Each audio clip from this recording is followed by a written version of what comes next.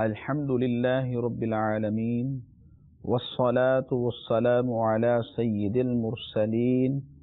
أما بعد فأعوذ بالله من الشيطان الرجيم بسم الله الرحمن الرحيم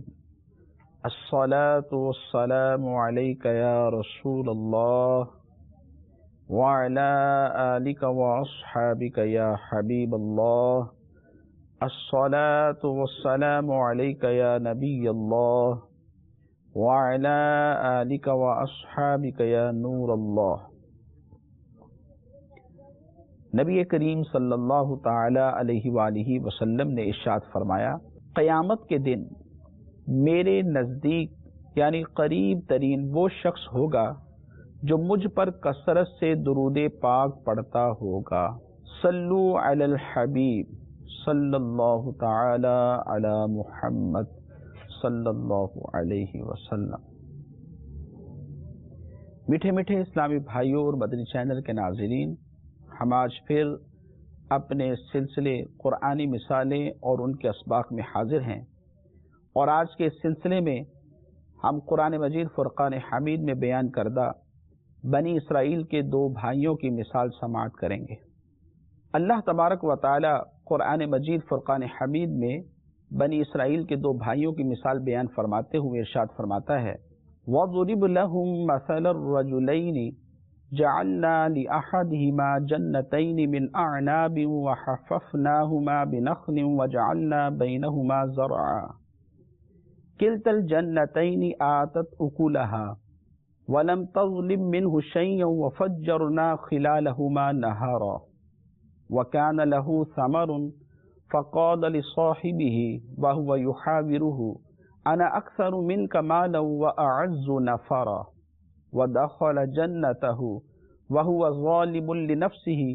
قَالَ مَا أَظُنُّ أَن تَبِيدَ هَٰذِهِ أَبَدًا وَمَا أَظُنُّ السَّاعَةَ قَائِمَةً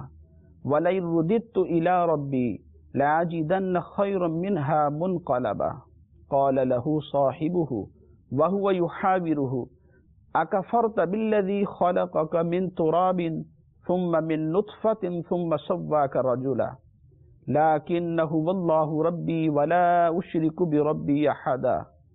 وَلَوْلَا إِذْ دَخَلْتَ جَنَّتَكَ قُلْتَ مَا شَاءَ اللَّهُ لَا قُوَّةَ إِلَّا بِاللَّهِ إِن تَرَنِي أَنَا أَقَلَّ مِنكَ مَالًا وَوَلَدًا فَعَسَىٰ رَبِّي أَن يُؤْتِيَنِي خَيْرًا مِّن جَنَّتِكَ وَيُرْسِلَ عَلَيْهَا حُسْبَانًا مِّنَ السَّمَاءِ فَتُصْبِحَ صَعِيدًا زَلَقًا أَوْ يُصْبِحَ مَاؤُهَا غَوْرًا فَلَن تَسْتَطِيعَ لَهُ طَلَبًا وَأُحِيطَ بِثَمَرِهِ فَأَصْبَحَ يُقَلِّبُ كَفَّيْهِ عَلَىٰ مَا أَنفَقَ فِيهَا وَهِيَ خَاوِيَةٌ عَلَىٰ عُرُوشِهَا وَيَقُولُ يَا لَيْتَنِي لَمْ أُشْرِكْ بِرَبِّي أَحَدًا۔ ان کے سامنے دو مردوں کا حال بیان کرو کہ ان میں ایک کو ہم نے انگوروں کے دو باغ دیے اور ان کو کھجوروں سے ڈھانپ لیا اور ان کے بیچ بیچ میں کھیتی رکھی، دونوں باغ اپنے پھل لائے اور اس میں کچھ کمی نہ دی، اور دونوں کے بیچ میں ہم نے نہر بہائی اور وہ پھل لگتا تھا تو اپنے ساتھی سے بولا اور وہ اس سے رد و بدل کرتا تھا، میں تجھ سے مال میں زیادہ ہوں اور آدمیوں کا زیادہ زور رکھتا ہوں۔ اپنے باغ میں گیا اور اپنی جان پر ظلم کرتا ہوا بولا، مجھے گمان نہیں کہ یہ کبھی فنا ہو، اور میں گمان نہیں کرتا کہ قیامت قائم ہو، اور اگر میں اپنے رب کی طرف پھر کر گیا بھی تو ضرور اس باغ سے بہتر پلٹنے کی جگہ پاؤں گا۔ اس کے ساتھی نے اس سے الٹ پھیر کرتے ہوئے جواب دیا، کیا تو اس کے ساتھ کفر کرتا ہے جس نے تجھے مٹی سے بنایا، پھر لتھڑے پانی کی بوند سے پھر تجھے ٹھیک مرد کیا؟ لیکن میں تو یہی کہتا ہوں کہ وہ اللہ ہی میرا رب ہے، اور میں کسی کو اپنے رب کا شریک نہیں کرتا ہوں۔ اور کیوں نہ ہوا کہ جب تو اپنے باغ میں گیا تو کہا ہوتا، جو چاہے اللہ ہمیں کچھ زور نہیں مگر اللہ کی مدد کا، اگر تو مجھے اپنے سے مال و اولاد میں کم دیکھتا تھا تو قریب ہے کہ میرا رب مجھے تیرے باغ سے اچھا دے اور تیرے باغ پر آسمان سے بجلیاں اتارے تو وہ پٹ پر میدان ہو کر رہ جائے یا اس کا پانی زمین میں دھنس جائے، پھر تو اسے ہرگز تلاش نہ کر سکے، اور اس کے پھل گھیر لیے گئے تو اپنے ہاتھ ملتا رہ گیا اس لاگت پر جو اس باغ میں خرچ کی تھی، اور وہ اپنی چھپروں پر گرا ہوا تھا اور کہہ رہا ہے، اے کاش میں نے اپنے رب کا کسی کو شریک نہ کیا ہوتا۔ اور اس کے پاس کوئی جماعت نہ تھی کہ اللہ کے سامنے اس کی مدد کرتی، نہ وہ بدلہ لینے کے قابل تھا۔ یہاں کھلتا ہے کہ اختیار سچے اللہ کا ہے، اس کا ثواب سب سے بہتر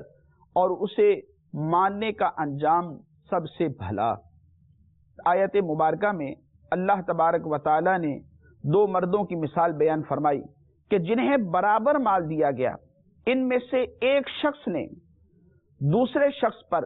مال و طاقت کی برتری کو ظاہر کیا اور دوسرے کو حقیر جانا، حتیٰ کہ مال کے نشے میں قیامت تک کا انکار کر بیٹھا، العیاذ باللہ۔ اور اس کے برعکس دوسرے شخص نے عاجزی کا اظہار کیا، انکساری سے پیش آیا اور قیامت کا اقرار کرتے ہوئے اس مال کو اللہ تبارک و تعالی کا فضل قرار دیا جو اسے رب ذوالجلال نے عطا کیا تھا، جس کا نتیجہ یہ نکلا کہ جس نے دوسرے شخص پر مال و طاقت کی برتری کو ظاہر کیا تھا اور دوسرے کو حقیر جانا تھا، اس کا مال ہلاک ہو گیا۔ اور خود کو افضل سمجھنا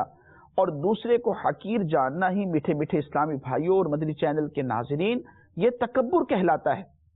نبی کریم صلی اللہ تعالی علیہ وآلہ وسلم نے ایک حدیث مبارک میں ارشاد فرمایا، الکبر بطر الحق وغمط الناس، کہ تکبر حق کی مخالفت اور لوگوں کو حقیر جاننے کا نام ہے۔ ائمہ کرام فرماتے ہیں، ذالک ان یری الناس نفسہ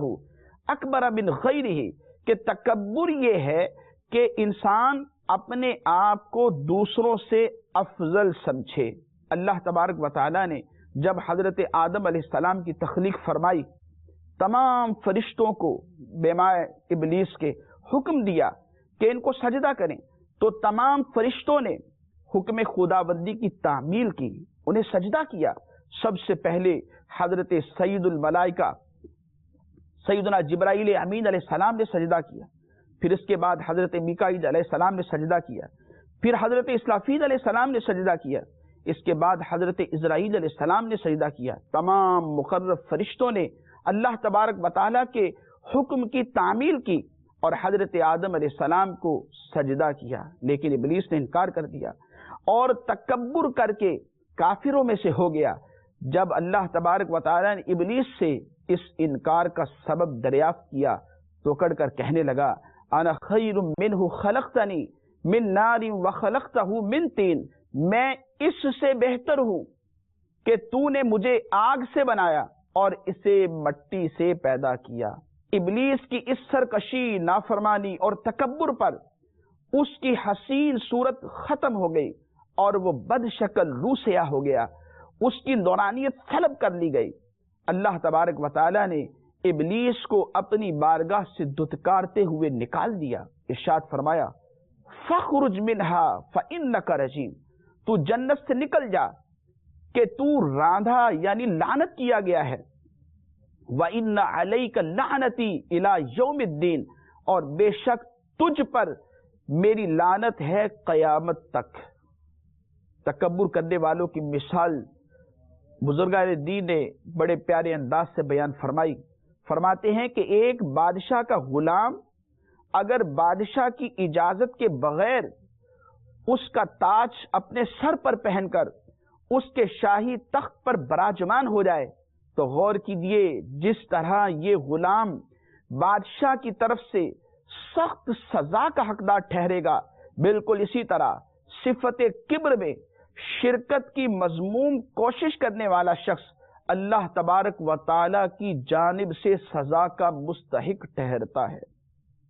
چنانچہ نبی کریم صلی اللہ تعالی علیہ وآلہ وسلم نے ارشاد فرمایا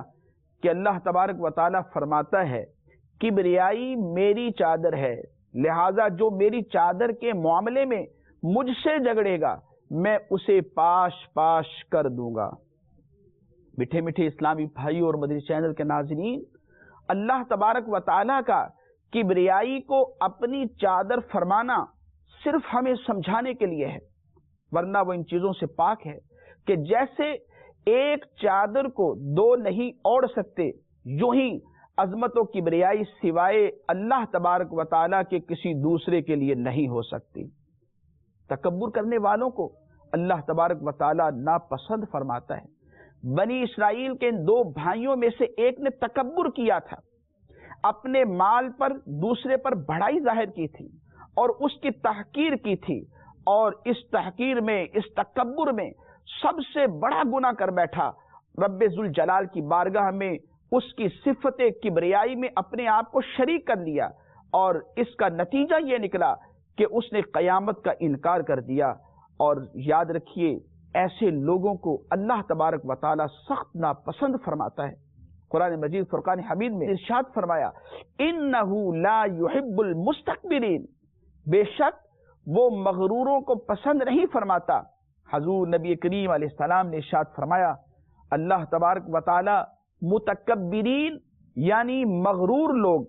جو غرور کرنے والے ہیں، تکبر کرنے والے ہیں اور اترا کر چلنے والے ہیں، ان کو اللہ تبارک و تعالی پسند نہیں فرماتا۔ سیدنا عبداللہ ابن مسعود رضی اللہ تعالی عنہما سے روایت ہے، سرکار دو عالم صلی اللہ تعالی علیہ وآلہ وسلم نے ارشاد فرمایا جس کے دل میں رائی کے دانے جتنا یعنی تھوڑا سا بھی تکبر ہوگا وہ جنت میں داخل نہیں ہو سکتا۔ حضرت مولا علی قاری علی رحمت اللہ الباری اس حدیث مبارک کی شرح میں لکھتے ہیں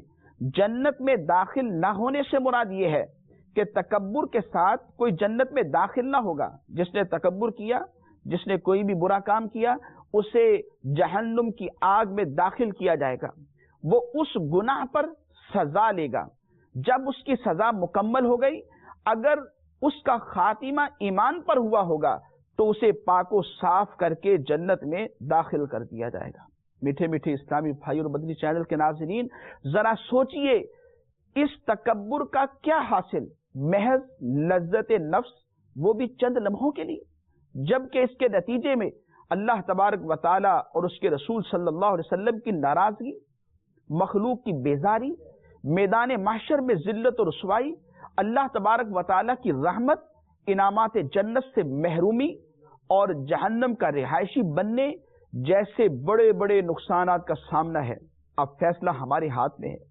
کہ چند لمحوں کی ذلت چاہیے یا ہمیشہ کے لیے جنت، میدان محشر میں عزت چاہیے یا ذلت۔ یقیناً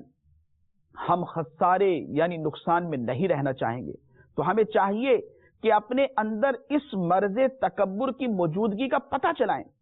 اور اس کے علاج کے لیے کوشاں ہو جائیں۔ اور یاد رکھیے ہر باطنی مرض کی کچھ نہ کچھ علامتیں ہوا کرتی ہیں۔ بزرگان دین فرماتے ہیں تکبر کی ایک علامت یہ ہے کہ انسان یہ پسند کرے کہ لوگ مجھے دیکھ کر تعظیماً کھڑے ہو جائیں تاکہ دوسروں پر میری شان و شوکت واضح ہو جائے، یہ ایک تکبر کی علامت ہے۔ دوسری علامت یہ ہے کہ کوئی شخص یہ چاہے کہ میری تعظیم کی خاطر میرے سامنے باادب لوگ کھڑے رہیں تاکہ لوگوں کے درمیان میرا مقام و مرتبہ واضح ہو جائے۔ اس سے بھی نبی کریم صلی اللہ علیہ وسلم نے منع فرمایا کہ جس کی یہ خوشی ہو کہ لوگ میری تعظیم کے لیے کھڑے رہیں وہ اپنا ٹھکانہ جہنم میں بنا لے۔ الایمان والحفیظ۔ تکبر کی ایک علامت یہ بھی ہے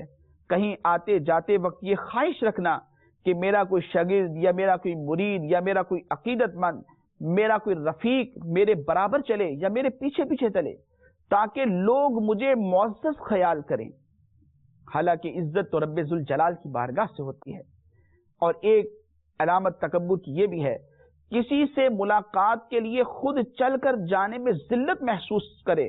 اس بات کو پسند کرنا کہ دوسرا مجھے ملنے کے لیے آئے میں وہاں نہیں جاؤں گا۔ اور ایک علامت اس کی یہ بھی ہے کہ بظاہر کسی کم تر اسلامی بھائی کا ہمارے برابر آ کر بیٹھ جانا، اس لیے ناگوار گزرنا کہ میں اس سے افضل ہوں، یہ بھی تکبر میں داخل ہے۔ پھر بعض متکبرین میں اظہار کے تمام انداز پائے جاتے ہیں اور کچھ متکبرین میں بات پائے جاتے ہیں، لیکن یاد رکھیے یہ تمام باتیں اسی وقت تکبر کے زمرے میں آئیں گی جبکہ دل میں تکبر موجود ہو۔ ہم کسی کے اندر اگر تکبر کی کوئی علامت دیکھتے ہیں تو ہم حکم نہیں لگا سکتے کہ فلاں متکبر ہے، اس نے تکبر کیا، اس نے غرور کیا۔ دل کے احوال اللہ تبارک و تعالی ہی بہتر جانتا ہے۔ ہمیں چاہیے کہ ہم اپنے نفس کی اصلاح کریں، اپنا محاسبہ کریں، اپنے آپ کو جانیں، فکر مدینہ کرتے ہوئے یہ دیکھیں کہ میرے اندر کیا علامتیں یہ موجود تو نہیں، اگر موجود ہیں تو ان کو دور کرنے کی کوشش کریں۔ بہت ساری ایسی باتیں ہیں کہ جو انسان کو تکبر پر ابھارتی ہیں۔ تکبر کے اسباب بہت سارے ہیں۔ بعض بزرگان دین فرماتے ہیں کہ علم ایک تکبر کا سبب ہے، کہ بہت زیادہ علم آ جانا، جیسے شیطان کو معلم الملکوت کہا جاتا تھا، علم بہت زیادہ تھا، سامنے والوں پر تکبر کر بیٹھا۔ مال و دولت کا زیادہ ہونا، حسب و نسب، عہدہ و منصب، زیادہ سے زیادہ کامیابیاں ملنا، حسن و جمال کہ انسان کے پاس حسن ہے، اس کی شکل و صورت پیاری ہے، اس کی بنا پر دوسروں پر تکبر کا اظہار کرنا۔ اپنے پاس قوت ہے، طاقت ہے، اور قوت و طاقت کی بنا پر لوگوں کے اوپر تکبر کا اظہار کرنا، اپنی بڑائی کو بیان کرنا۔ انسان کو چاہیے کہ غور کرے کہ کیا یہ علامتیں میرے اندر موجود نہیں؟ ہم سب اسلامی بھائی اگر چاہیں تو اپنی اصلاح کر سکتے ہیں۔ ہمیں غور کرنا چاہیے۔ اگر اپنے نفس کے محاسبے میں ہمیں یہ پتہ چلتا ہے کہ ہمارے اندر یہ سب علامتیں یا ان میں سے کوئی ایک موجود ہے، تو ہم للہیت کے لیے رب ذوالجلال کا خوف دل میں رکھتے ہوئے، خالق کائنات کی خشیت کو سامنے رکھتے ہوئے اپنی اصلاح کر سکتے ہیں، اپنے اندر وہ رذیل اوصاف دور کر دیں تو ہم متکبرین کی صفت سے نکل جائیں گے، اللہ والوں میں شامل ہو جائیں گے۔ میٹھے میٹھے اسلامی بھائی اور مدنی چینل کے ناظرین، آج کے سلسلے میں، آج کی اس گفتگو سے قرآن مجید فرقان حمید کی آیات بینات جو ہم نے تلاوت کی ہیں، ان سے ہمیں یہ سبق ملتا ہے کہ تکبر کرنا، اترانا ایک مذموم صفت ہے اور ایسوں کو اللہ تبارک و تعالی پسند نہیں فرماتا۔ تکبر ایسا کبھی مرض ہے جو اپنے ساتھ بہت ساری برائیاں لاتا ہے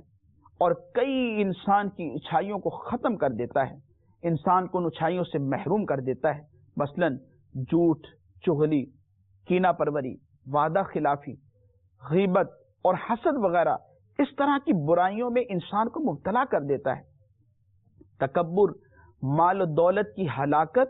اور دنیا اور آخرت میں ذلت و رسوائی کا سبب بن جاتا ہے، جیسا کہ بنی اسرائیل کے دو بھائیوں میں سے ایک نے جو کافر تھا اپنے مال و دولت کی وجہ سے تکبر کیا، اللہ تبارک و تعالی نے اس کے مال و دولت کی نعمت کو سلب کر دیا اور پھر وہ پشیمان ہے، اور اس کے اس مال و دولت کی بنا پر جو اس نے تکبر کیا، اس کی بنا پر قیامت کا انکار کر دیا۔ اس لیے ہم سب کو چاہیے کہ تکبر کی نحوست سے، اس رذیل صفت سے بچتے رہیں۔ اللہ تبارک و تعالی ہم سب کو اس مذموم صفت سے محفوظ فرمائے، آمین بجاہ النبی الامین صلی اللہ تعالی علیہ وآلہ وسلم۔ ایمان ہے قول مصطفیٰ، ایمان ہے قول مصطفیٰ، قرآن